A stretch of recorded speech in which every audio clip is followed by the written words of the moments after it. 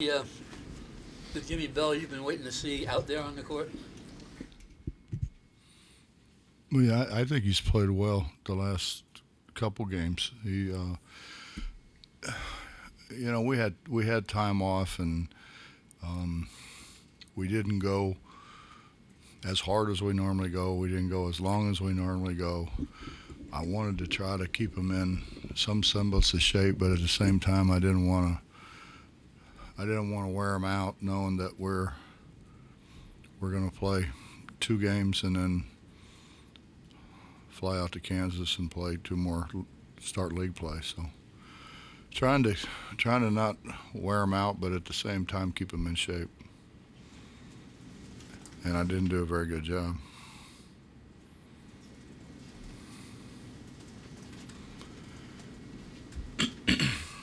That under 12 media timeout, it seemed like that's kind of where things shifted, and you guys were able to pull away. I think you had 13 turnovers at that point, only one after that, and they scored 32 points in the paint. To that point, finished with 38. What was kind of the message during that time? What was the key to pull away? Throw it to the guys with the same color shirt you have on, and try to keep it between the lines. Um, I thought that'd help. I don't know why we just start throwing it around for some reason, and careless with it. We were careless, and we've got to do a better job. Well, we're averaging 14 turnovers a game. That's too many. It's going to come back and bite us if we don't start taking better care of the ball.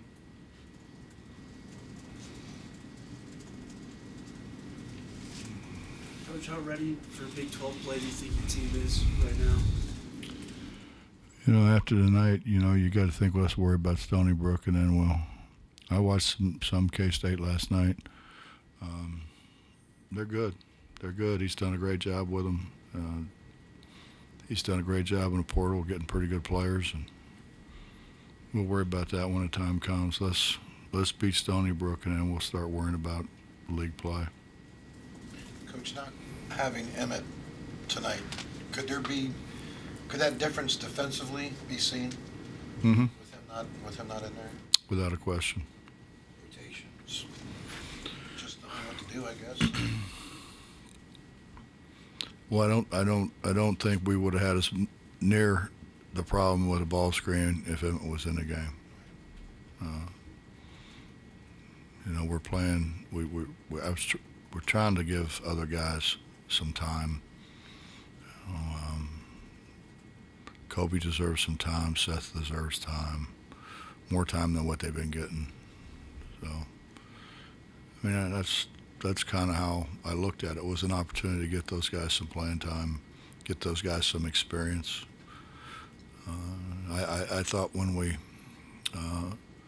we switched defenses towards the end of the game, I thought that was really good for them. It's one thing to do it in practice. It's another thing to do it in games when they're trying to destroy what you're trying to do. See, it seems like when you have your really good teams that they can be intimidating, especially physically. Is this team developing into that attitude and style of play? Well, Bob, it seemed to me that they started the game with that attitude that they weren't going to be punked. They and I thought they were extremely physical. They were way more physical than we were. But with that, I think comes a lot of fouls as well. We've got to find somewhere in between where we're still physical, but we're physical in the right way according to what the rules say. It's going to be, there's going to be contact. And I think when some young officials come in and they want to call every bump, well, we could be here for 3 days, because that's going to happen. That's part of it. It just can't be. you can't do it to gain an advantage. So I thought we came out the second half and I think we met their physicality.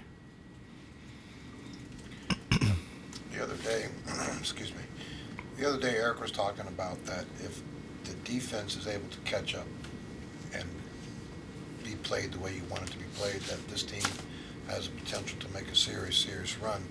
I'm just kind of wondering, you're probably not as close to where you want to be defensively at this point. Eric would be a hell of a coach, wouldn't Yeah. he? He's also the guy I probably should send in here for me, after the games, and he could explain it probably better than I can. We got to get obviously we didn't guard the ball screen, and we worked on it. We did a pretty good job of it in practice, and we didn't do anything close to what we were supposed to do. Now, some of that was we tried to get some of those young guys in early, and they don't get as many reps, but we didn't do a very good job. And that was frustrating because that's one of the things that we did do every practice was work on ball screen. Everybody's ball screening now, everybody. So it would make sense that you work on ball screen defense. I know you have different ways, obviously, you can defend that. Was the shortcoming tonight the hedge and recover, the third man in, the rotation? What was the biggest breakdown? Well, most people are guarding it left, right. So if the guy goes left, the guy on the left side takes it, and if he goes right, the guy on the right side takes it. Now, with that comes a lot that, are they going to attack the worst of your two defenders every time? That wasn't our problem, and I don't think that is our problem. We didn't catch the roll guy. We just stood there. So if we were on the left and they went right and we picked it up with the right, then the left guy just stood out there and they rolled or slipped or whatever terminology you want to use, and we didn't go with them. And the reality of it is you should be under them. We were a long way from being under them. Coach, Seth, they've given you guys more this. I'm just kind of wondering. Is he a much different player this year than? Obviously he's just a freshman last year, so he's probably different in a lot of ways, and that sort of. But from He's worked really hard. Yeah.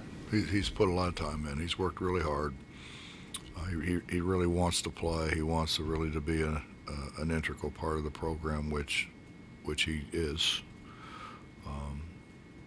But him and Kobe are the two guys that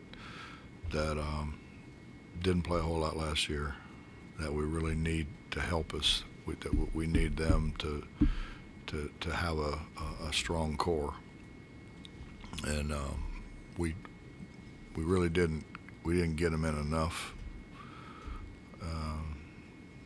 They've got to play more. The more they play, the better they're going to be. But Seth's really worked at shooting the ball. I think he's much more consistent than what he was. With the young guys, it's almost like I kind of remember like KJ when he was a freshman, didn't say a whole lot, and then all of a sudden, as he got older, he just talked all the time. Is Seth kind of maybe coming out of that shell, so to speak, as well, or? It's hard to get a word in. Yeah. You got Eric out there. It's hard for anybody else to talk. You'd have to ask Seth that. Confidence, I guess, was. Well, I just tell him shut up, But I don't think those other guys are as comfortable doing it as I am. Anything else? With Emmett, at what point in preparation did you know he wasn't going to be able to go today? Emmett? Probably a day or two after he got hurt. We were hoping the day after it was something that would, you know, it would go away, and then after 2 days, we knew it wasn't going to. The good thing is, it's not something that is going to have to be repaired. It's just it's just going to take time to get it back to normal. Do you expect that to be before Stony Brook, or do you save him for Big 12, or I guess is that just day to day? Well, he's going to have to start playing, you know, fairly soon, or he's going to be out of shape. And I mean, he knows what's going on. I mean, he come back after his hiatus to Washington, and he knew everything. I mean, he knows what's going on. It's not a matter of that. I think it's a matter of conditioning. He goes out and shoots. I mean, he still shoots, but we got to get him well to where he's not favoring it. Thanks, Coach. Mm-hmm.